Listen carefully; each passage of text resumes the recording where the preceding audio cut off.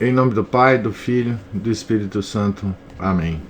Ave Maria, cheia de graça, o Senhor é convosco. Bendita sois vós entre as mulheres, e bendito é o fruto do vosso ventre, Jesus. Santa Maria, Mãe de Deus, rogai por nós, pecadores, agora e na hora de nossa morte. Amém. São Felipe Neri, rogai por nós. Nossa Senhora de Fátima, rogai por nós. Então, continuando aqui a nossa aventura de conhecer a biografia de São João Bosco, estamos então na página 17, no item 2 do livro 1. Deixamos Turim. Então, ontem nós demos um passeio em Turim, né, através da pena de Henri Guéon. E agora nós vamos deixar Turim. Voltaremos quando Dom Bosco for chamado para lá. Por enquanto, ele nasce a 4 ou 5 léguas dali, no meio dos campos. As montanhas recuaram. A linha da colina que fecha o vale do Pó esconde a cidade. Quanto mais descemos para o sudoeste, mais diminui sua encosta. Encontra-se Thierry, uma pequena cidadezinha de planície, mais camponesa que burguesa, com sua modesta acrópole, peculiar a todas as localidades da região.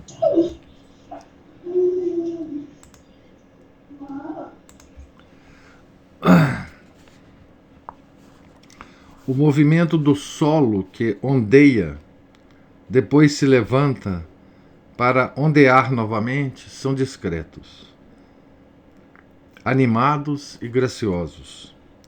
Fundos de pasto, vegetação, álamos, salgueiros, algumas colinas com vinhas, em linhas espaçadas, formando altos tabiques paralelos nos quais mergulhávamos distraídos. Alguns campos de trigo e milho, amoreiras esparsas, e sempre, dominando esses tesouros naturais, e no mais alto ponto do cerro, uma alegre povoação. Andesano, Anciano, Mombelo, Moriundo, e mais afastada, Moncuco, de que falaremos. Assim chegamos a Castelnuovo d'Asti, importante povoação comercial que cresceu sobre um rochedo, coroada por 3 torres vigilantes, cujo batistério teve a honra de presidir o nascimento espiritual do santo. Alguém comparou, com razão, esta região à Borgonha, mas seus campanários quadrados, delicados, a pequena declividade dos telhados, o viço de suas vinhas, a cor suave de suas pedras e tijolos, são suficientes para distingui-lo. Seu vinho é menos poderoso, mas contém tanta luz. É como a Borgonha, uma região agradável, nada aborrecida. Tenta mesmo parecer mais humilde, arredondar suas arestas, moderar suas inclinações à medida que se aproxima o berço de São João Bosco, chegando mesmo aí a perder todas as suas características. Não se encontra um só lugarejo, um só povoado. 7 ou 8 casas de camponeses pobres, perto de uma fazenda melhor situada, onde poderão achar trabalho. Essa região chama-se Bec. Agrupam-se num relevo de terreno que também possui pomares e vinhas, descendo para os pastos e à esquerda para os bosques.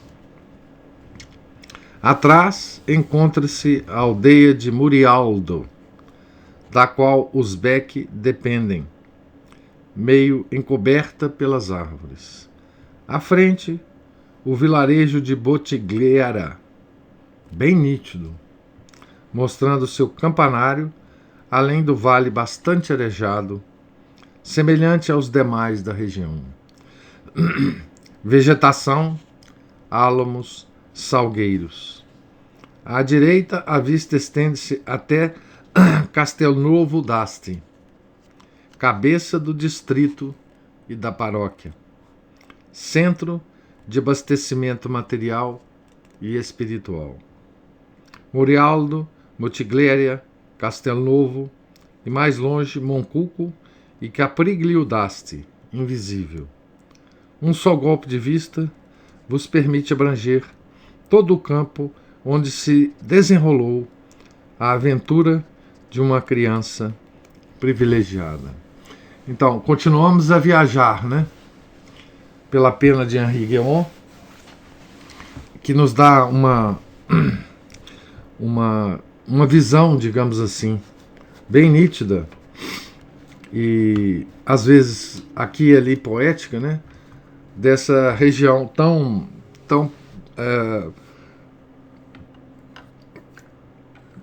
familiar, né? A São João Bosco, né? A origem dele. Abstraímos as construções modernas, que nem sempre podemos aprovar, e que vão substituindo os casebres vizinhos dos Bosch sobre a colina dos Beck. Era justo e razoável que ali se construísse uma capela, mas para que adorar esse estilo tão deslocado aí? Era também justo que ali se erigisse um terraço para a comunidade dos peregrinos. Mas para que esconder o prado onde a criança tanto se esforçava por conquistar as almas, andando numa corda esticada, tal como está representado na parede? Acham por acaso que uma pintura possa substituir a grama e as árvores? Onde está a granja, a porta da fazenda abrindo para os campos, a rústica intimidade do pátio? Aqui ele está reclamando da estética do local depois, já nessa época, né? O mau gosto, né?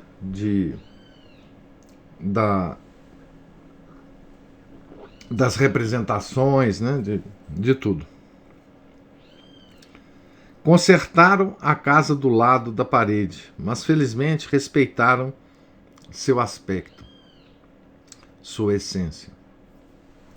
Ela olha pelos mesmos olhos, respira pela mesma boca. Os quartos foram conservados intactos, tão pobres como no primeiro dia. Ele está falando da casa do São João Bosco, né? E usa metáforas muito bonitas aqui, né?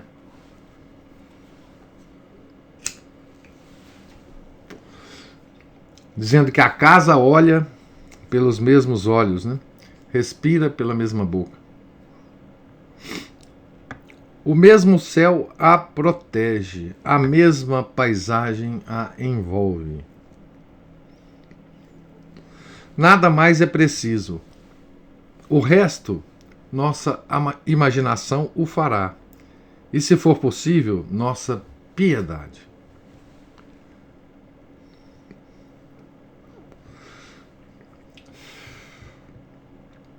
No dia 16 de agosto de 1815, o dia seguinte da festa da Assunção, num dia quente e claro, é-nos permitido acreditar, João Bosco nasceu sob as velhas e redondas telhas da coberta em suave declive que vemos diante dos olhos. Então, 1815, né?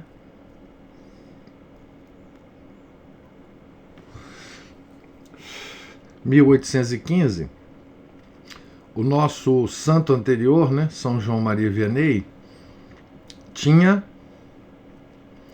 ele nasceu em 1786, 14 mais 15, 29 anos, né? São João Maria Vianney tinha 29 anos quando São João Bosco nasceu. Então eles foram, de certa forma, contemporâneos, né? Tá certo?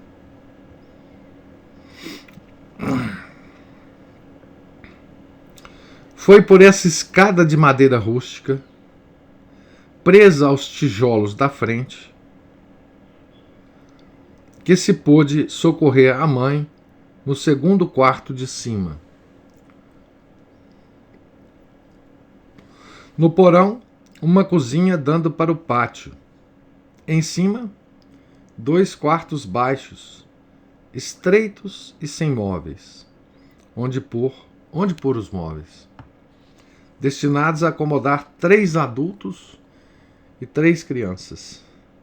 No primeiro está a lareira, no outro a cama do casal, e no celeiro, naturalmente, dormem os meninos. Então nós estamos aqui na intimidade da casa, né? Na casa do santo, né? Tudo está imprensado entre um estábulo e uma granja.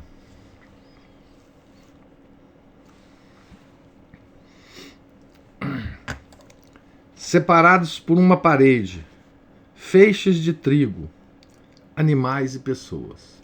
E nós temos bem a imagem, né? Uma casinha entre um estábulo e uma granja. Para ficar mais à vontade, devia-se descer até a cozinha.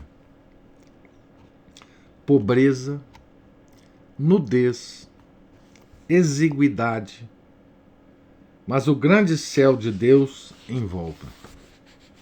E melhor ainda, sua presença lá dentro. Isso explica tudo.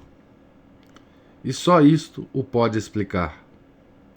Deus na origem de tais maravilhas. A pobre mãe terá tido talvez o heroísmo de ir na véspera à festa da Virgem na igreja de Murialdo. Vários quilômetros de mau caminho. Essas camponesas são tão fortes.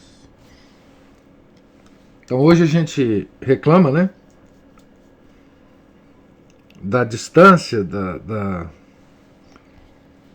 que a gente tem que percorrer, né? Para assistir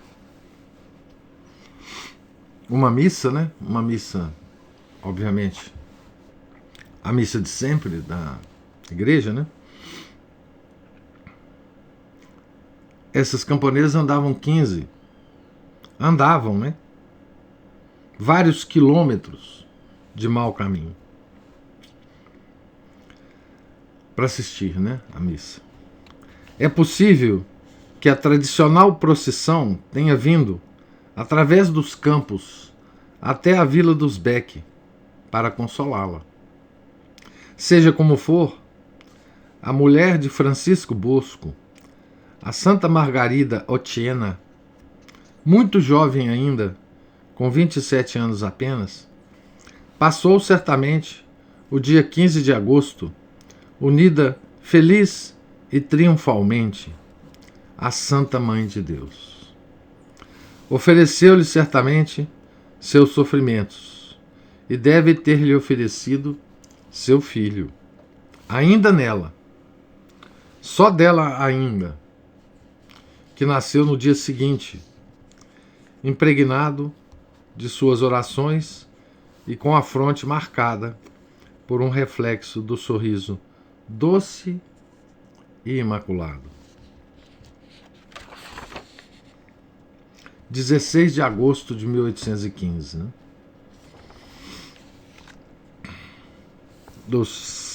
século XIX, portanto, início do século XIX, né? Onde,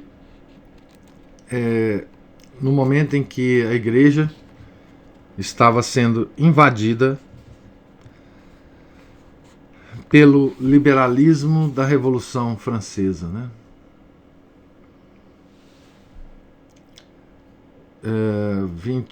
11 mais 26 anos depois da Revolução Francesa, né? É bom pontuar isso. Vocês vejam que bom, aqui nós estamos na Itália, né? Não na França. Mas a Revolução invadirá também o mundo todo, e a Itália, certamente, né? Levaram-no logo. Aliás, nós vamos ver na vida de São João Bosco como é que os liberais, né, vão agir, inclusive em relação ao São João Bosco, né? Levaram-no logo, segundo o costume, a Castelnuovo d'Asti, onde foi lavado da mancha original. Ora, na verdade, conservou-se puro até seu último suspiro. Eis os fatos. É por isso que ele tem razão quando escreve: nasci no dia 15 de agosto. Sim, espiritualmente. Teve duas mães, uma do céu, outra na terra, e a ambas soube honrar. Seu pai era um trabalhador de sólida raça piemontesa.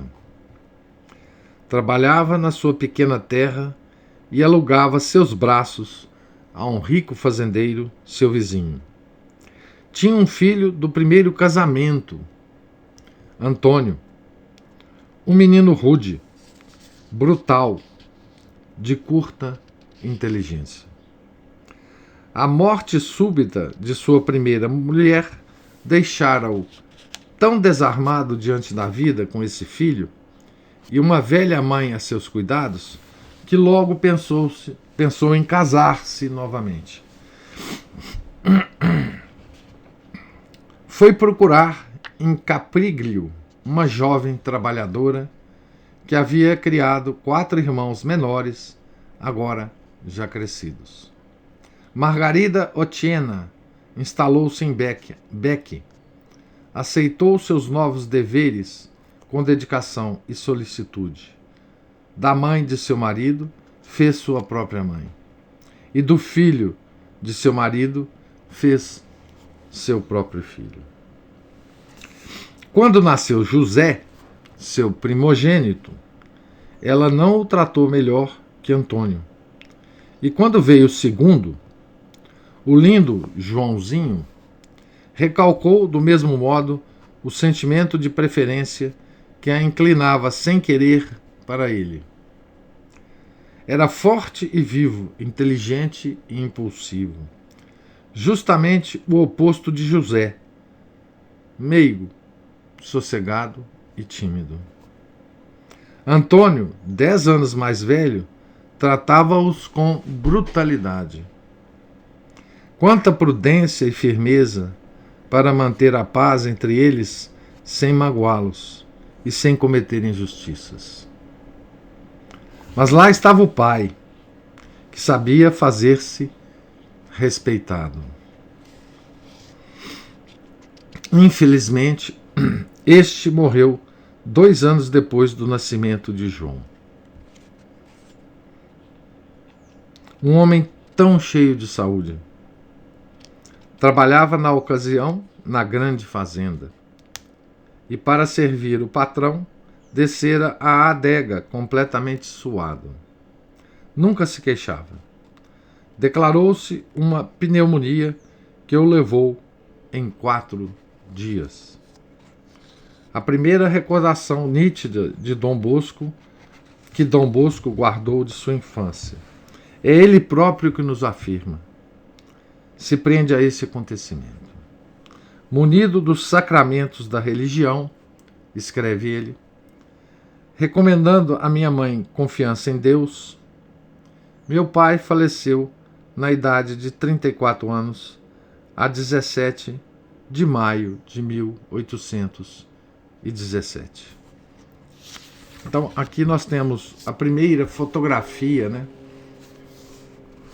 da família de São João Bosco, que agora não tinha mais pai, né? E aí nós vamos ver a sabedoria da mãe, né?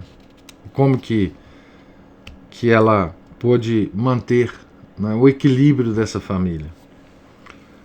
Vem, João, vem comigo, repetia a mãe. A mãe sofredora, a Dolorata Genetrite. Aqui, a Dolorata Genetrite, mãe das dores. Está em latim, né? Se papai não vem, eu não sairei daqui. Pobre filhinho, vem comigo, não tens mais pai. Ela tomou-o pela mão e fê-lo retirar-se à força. Eu chorava, diz o santo, porque havia chorar, pois não podia na minha idade calcular o que tinha perdido. O cérebro de uma criança é incapaz de pensar na morte. Nela só poderia ver o nada, e o nada é impensável. A criança nasce para a vida. Suas forças tendem para o ser. Ela tem razão. A morte não existe. Eis a jovem mãe só, em face de um dever acabrunhador. Uma avó quase inutilizada, um pequeno enteado de 12 anos, que não é nada amigo, 2 filhos pequerruchos e campos estéreis. Desgraça que a atingiu em uma época calamitosa e não poupou ninguém nas redondezas. Um verão prematuro e escaldante queimou as plantações, exterminou a colheita. Nem dinheiro, nem trabalho. Os víveres atingiam preços fabulosos. Encontravam-se nos campos, conta-nos Dom Bosco, homens mortos de fome, a boca cheia de ervas mastigadas.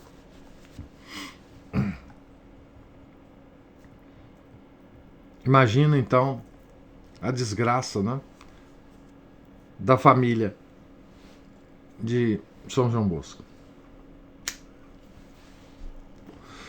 A família do Joãozinho, né? Era, pois, a ocasião de uma mulher superior mostrar seu valor. Quanta economia obstinada, quanto devotamento para aproveitar o mínimo socorro, o menor esforço, a mínima sobra para vencer. Aqui a gente vai ver o quanto a santidade de São João Bosco se deve à mãe, né?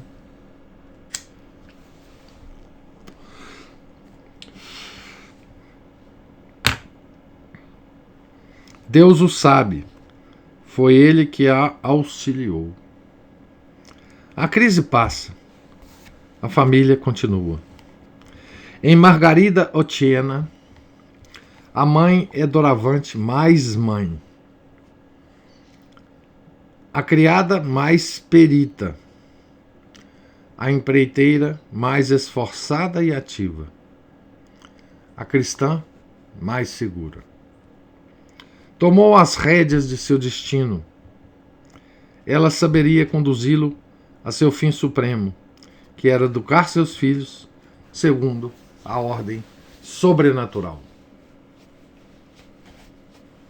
Então vocês viram Aqui a gente pode ver, né, o quanto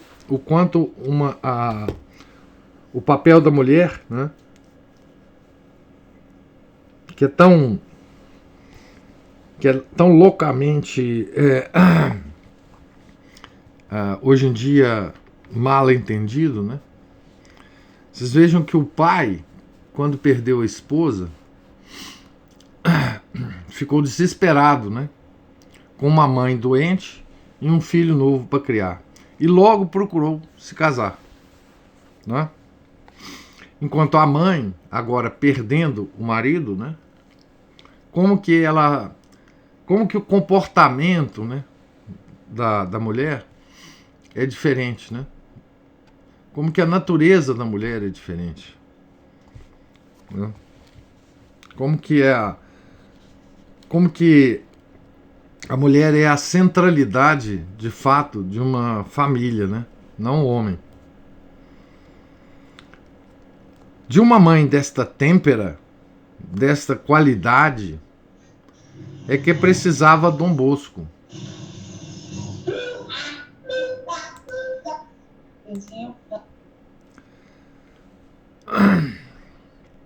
A vocação aparentemente inata do pequeno santo não se explicaria sem ela. Ela trouxe muito. Sua mãe deu-lhe muito. Ele trouxe muito. Sua mãe deu-lhe muito mais.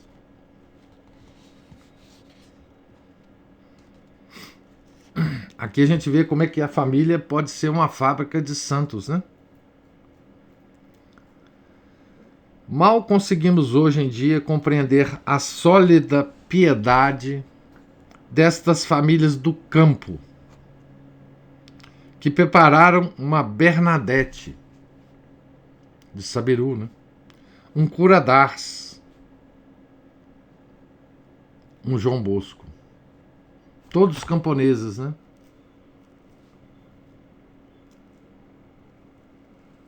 E que ainda é mais firme nos piemonteses, né?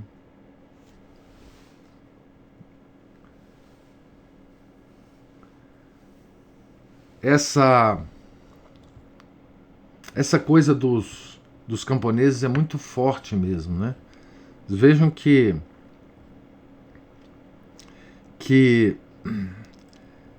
Nossa Senhora, né, no século XIX, início do século XX, né, ela aparece para pastorzinhos, né, para camponeses. Em La Salette, para Melânia e o Maximiano. Em Lourdes, para Santa Bernadette de Sabiru, né? E em Fátima, né, para os pastorzinhos, né, também camponeses.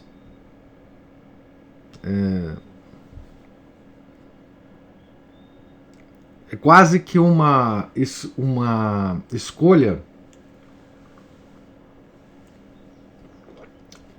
meio que forçada da Nossa Senhora, né? Porque é ali que ela encontrava piedade, né? E alguma possibilidade de passar a mensagem, né, para o mundo, né? Para os homens das cidades, né? E aqui ele compara bem, né, os camponeses, né? Bernadette, Cura d'Ars e São João Bosco, né? Camponês era também, não é ocioso lembrar, né, o São Pio X, né? Nada a perturba, nada a faz ceder. As ideias que se dizem novas, as liberdades, as divagações do século não conseguem demovê-la. As liberdades é o liberalismo, né, gente? As divagações do século são os tais intelectuais, né, da época, né?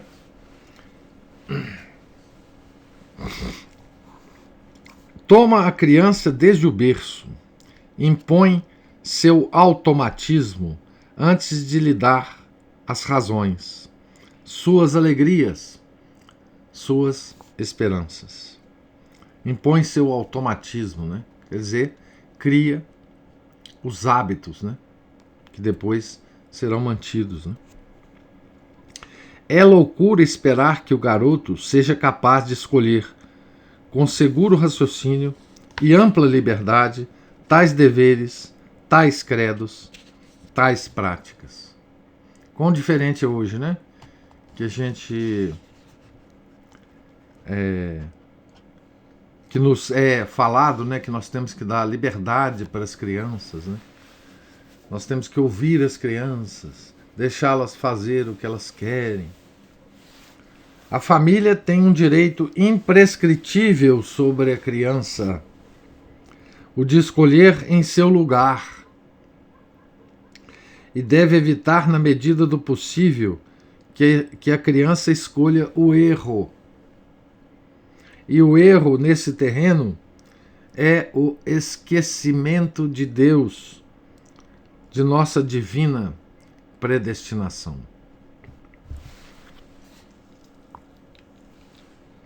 Quanto é importante a gente ouvir isso no tempo que a gente vive, né? Na pobre estalagem dos Beck, Deus era sempre servido em primeiro lugar. Desde manhã, toda a família reunida rezava ajoelhada para que ele abençoasse o dia de trabalho. Na hora da mesa, a refeição. À noite, o sono. Aprendia-se a rezar muito antes de se aprender a ler. Logo que se pudesse repetir as palavras, juntar as mãos. A mãe não sabia ler, mas sua memória era poderosa e sua palavra sábia. Alimentou-se sempre com a verdade. Ela não tinha uma devoção estreita e maquinal, afastada da vida. Gostava de tomar como testemunhos, diante de seus filhos, o dia, as flores, a noite, os astros. Se Deus nos deu, sem nada pedir, tão lindo e magnífico espetáculo, como será, pois, o paraíso? Ela se extasiava diante de uma estrela ou uma rosa. Quantas belezas, meus filhos, o Senhor criou para nós. Aqui é uma lição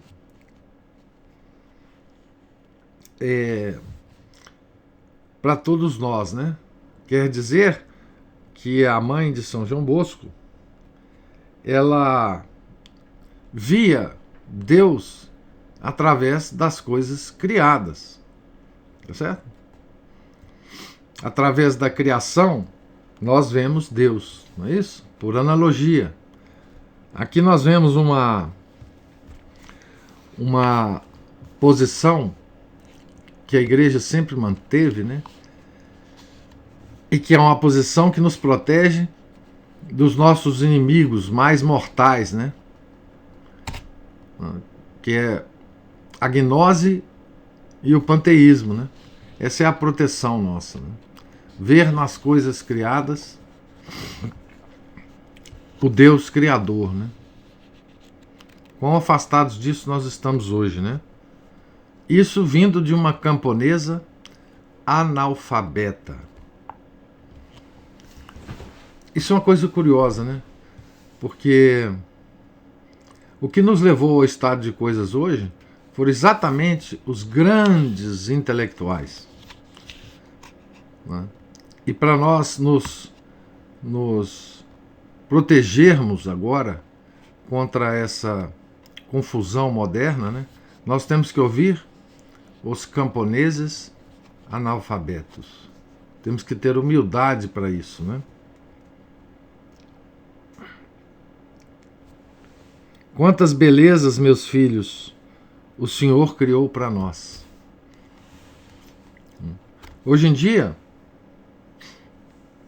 pelo menos nos centros urbanos, né, nós não temos mais o hábito de contemplar a natureza, né? Não temos mais.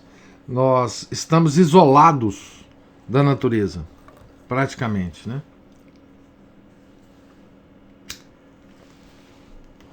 A nossa civilização, né, a nossa tecnologia foi criada de uma tal forma, né, para nos isolar da natureza. Os meninos hoje devem achar, né, que as galinhas nascem no supermercado, né? Os bois também estão lá, as carnes, né? Os bois devem nascer também nos supermercados, né? As hortaliças devem nascer nos sacolões, né? Tá certo? Não há mais nenhuma ligação, né, entre o que a gente absorve da natureza e a própria natureza, né? Esse contato, né, com as coisas naturais nos foi tirado. Nos foi tirado pela tecnologia. A Aline falou, não sabe de onde vem o leite. O leite vem da caixinha. Daquela caixinha bonitinha. Com aquela tampinha, a gente destampa, ali tem o leite. Né? A tecnologia, a ciência moderna, né, nos isolou, através depois da tecnologia, da natureza, né? A natureza nos chega como imagens, como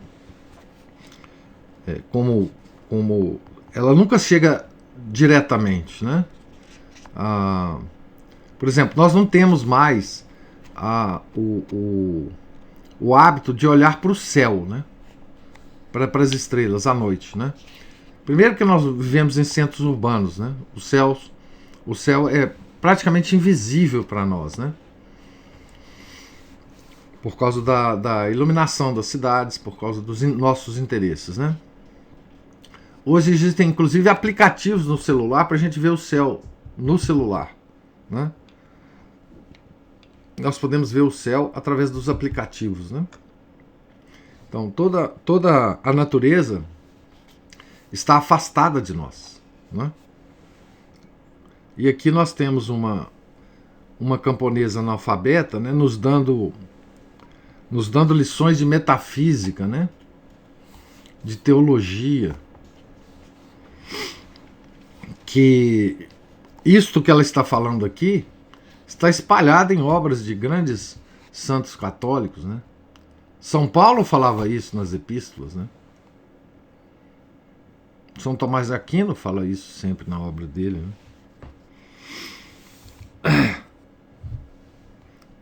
E esta é uma lição que nós temos que tomar com muito cuidado, né? Hoje se fala muito em educação dos filhos, né? A educação hoje está muito ruim, a educação, nós temos que fazer isso, aquilo. Olha, nas idades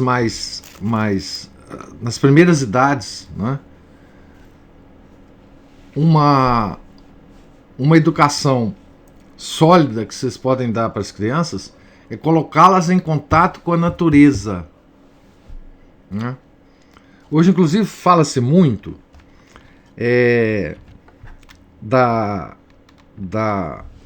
do papel da literatura, né, na criação das crianças, para desenvolver o tal imaginário das crianças. Ora, você sabe que eu dou muita importância à literatura, né?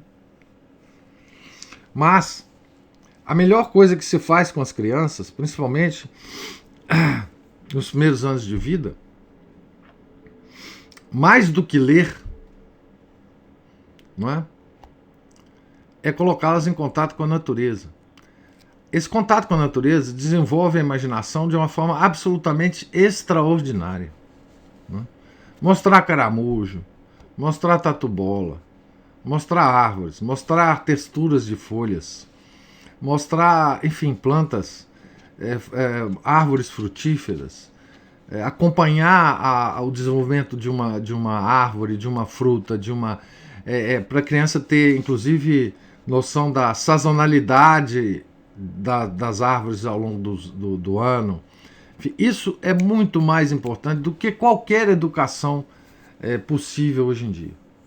Coloquem as crianças em contato com a natureza. Olhem para o céu com as crianças. Dê nomes às estrelas, às constelações. E sempre, obviamente, observando para as crianças que isso tudo que ela está vendo, essa diversidade extraordinária das coisas criadas, tem a ver com o nosso Criador. Né? Tatu-bola. Tatu-bola. Tatu-bola é a coisa mais extraordinária que existe, viu, gente? Tatu-bola é um negócio. Minhoca, né? Minhoca é fácil de achar, né? Minhoca é a coisa mais misteriosa que existe, né? Porque ela vive debaixo da terra, né? É uma coisa extraordinária. Minhoca para criança é... Então, é mais importante isso do que ler um livro. Veja bem, a criança vê uma minhoca saindo da terra, debaixo da terra. Que coisa mais misteriosa, que coisa mais extraordinária, né? Vários bichinhos, né? Enfim, cobras, aranhas pequenininhas, aranhas grandes, enfim. Eu tenho horror de aranha, tá? Mas, enfim, nos serões de família, contava histórias com a liberdade natural e saborosa que João herdou. Então aqui, contar a história, né? Contar a história já é literatura, né, gente? Mesmo sem lê-las enfim, no livro, né? As maravilhas da história santa, a vida do menino Jesus e dos santos. Brincando, ensinava os rudimentos do catecismo. Imprimia nessas cabecinhas a noção do bem e do mal.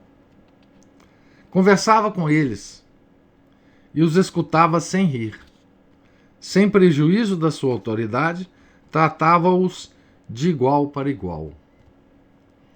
Quando procediam mal, mostrava-lhes o quanto se entristecia e repreendia-os com extrema brandura.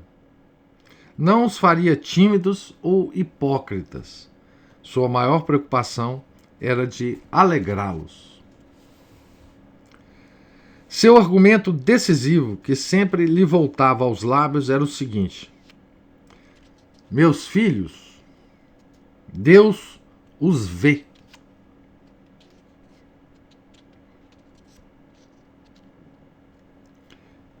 E não se podia esconder nada de Deus, também nada escondiam de sua mãe. E se não podiam esconder nada de Deus, também nada escondiam de sua mãe. Hoje, essa admoestação, né, da mãe do São João Bosco é uma admoestação que vale para nós adultos. Né? Nós esquecemos disso, que Deus nos está vendo. Né? Meus filhos, Deus os vê. Deste modo, a existência de Deus, Criador admirável, Pai bondoso, e de seu Filho Jesus, menino dócil, trabalhador e puro, para eles era mais real que o vizinho que consertava sua grade no pátio. A oração a Deus era tão natural e necessária à vida como comer, beber e dormir. Sua mãe, ao rezar, parecia tão feliz que todos tentavam imitá-la. Esforçavam-se e o resto vinha naturalmente. Então, hoje em dia nós estamos preocupados nos argumentos de São Tomás de Aquino para a existência de Deus. né? Essa mãe aqui provavelmente nunca ouviu falar de São Tomás de Aquino. Tá certo? E os seus filhos também não. Claro, São João Bosco depois, obviamente, estudou São Tomás de Aquino. Mas eles aprendiam a existência de Deus no dia a dia.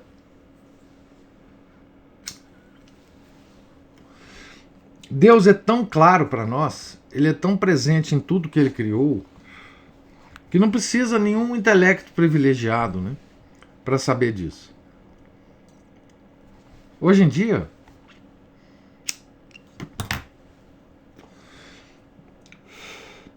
é tão difícil, né, a gente explicar isso para as pessoas, a existência de Deus, né? Hoje em dia nós temos ao nosso lado uma coisa muito nova na face da Terra,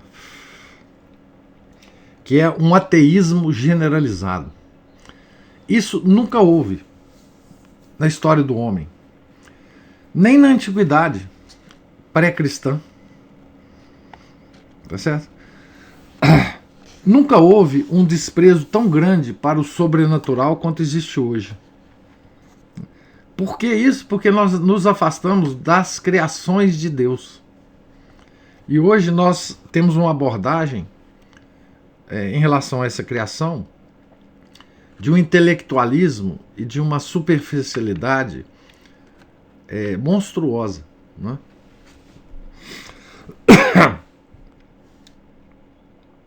Então, lá nessa família, Deus estava presente em todos os momentos. E basta que a gente se esforce um pouquinho para a gente ver Deus em todos os momentos da nossa vida. O que agrada a Deus?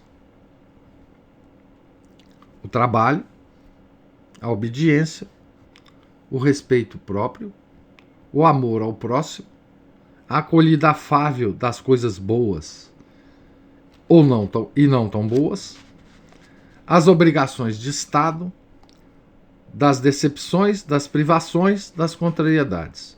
Então aqui está um plano, tá certo? Um plano para agradar a Deus, tá? É essas frases, né, que a gente tem que marcar no livro, né? O que agrada a Deus? O trabalho, a obediência, o respeito próprio, o amor ao próximo, a acolhida afável das coisas boas e não tão boas, das obrigações de Estado, das decepções, das privações, das contrariedades. Acolhida afável disto. E o fim único da existência, Deus assim o decidiu, e como não crer, é de salvar a alma para a eternidade. Então aqui está o programa de todo católico, que a gente não cumpre, né? Obviamente. A gente tenta a vida toda cumprir esse programinha aqui, né? Neste lar de gente pobre, a preocupação com o pão cotidiano, que frequentemente faltava, não era, todavia, o principal. Em primeiro lugar, estava a preocupação com a salvação, pois a realidade principal é a alma. Perdê-la é perder tudo. O que é mesmo a alma? Quando mamãe falava, os dois mais velhos compreendiam mais ou menos. Acreditavam e isso bastava. Mas Joãozinho abria seus grandes olhos e sentia algo de misterioso e ardente. Sem o querer, já encaminhava sua vida. Recebia o germe de seu apostolado futuro. E aos 5 anos, o germe se revelou. Então, vamos parar por aqui nesse suspense para as cenas do próximo capítulo, né? E nós veremos como o germe se revelou. Então, aqui está o resumo digamos, um resumo bem elucidativo, né, das origens, nos primeiros anos de vida, né, de São João Bosco e de sua extraordinária mãe, Margarida Otiena. Tá certo? Pergunto a vocês se vocês têm alguma observação, alguma pergunta.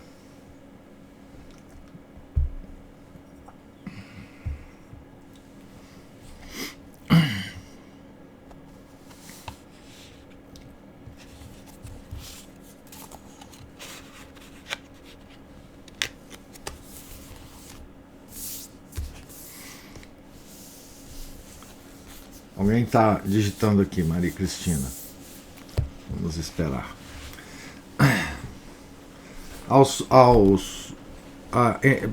Entre vocês tem aí professoras e mães, né?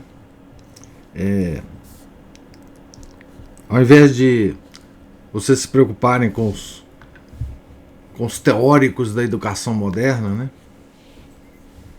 Eu acho que esse trecho que nós lemos hoje traz muito mais sabedoria para a educação dos filhos e dos meninos e meninas, né?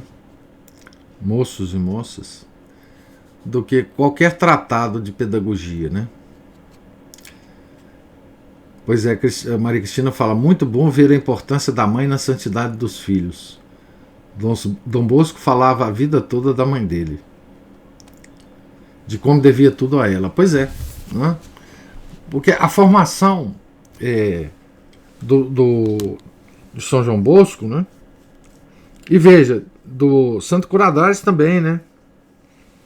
Ela foi toda feita em tenra idade, né? E depois, é claro, a vida continua e a graça de Deus continua a iluminar, né? Mas se não tivesse aquele início, né, as coisas se tornariam muito mais difíceis, né? Então o caminho da santidade, seja ele de que nível for, né, começa na família, principalmente na mãe, né? Quer dizer, o celeiro de santos é a família, né? E o papel da mãe nisto é absolutamente fundamental, né? Disto nos dá um temor de como nós, mães, seremos cobradas dessa formação. Pois por isso que é tão lamentável, né, nós vermos hoje a situação das mulheres em relação ao casamento, à família, né? E como o demônio utilizou, né, a mulher para destruir toda a civilização ocidental, né? Quer dizer, quando você destrói o papel central da mulher, você destrói a fábrica de santos, né? Você destrói a fábrica de grandes personalidades e de personalidades normais que têm um caminho de santidade mais modesto, né? Então, tudo isso é destruído com a destruição do papel da mulher na sociedade, né? Então, todo o movimento do século XIX foi para a destruição da mulher. Os revolucionários, né, sempre utilizam a mulher para fazer a grande revolução, né? A grande revolução da sociedade se dá exatamente na destruição do papel da mulher, no convencimento de que a mulher é outra coisa que não o que Deus quis que ela fosse, né? Assim, aqui fica já no início dessa leitura, né, essa reflexão, né, sobre o papel da mulher por causa dessa mãe extraordinária, né? E aí vocês podem, enfim, tem tantos exemplos disso na vida dos santos, gente. Assim, desde a antiguidade, né? No século XIX nós temos outra família extraordinária, que é a família da Santa Teresinha do Menino Jesus, né? os pais dela, etc. Então, aquilo foi uma família também, uma fábrica de santos, né? A família de São Basílio Magno, né? Que tem... Os pais são santos da igreja e 4 filhos são santos da igreja, né? Então, assim, as famílias são celeiros de santos, né?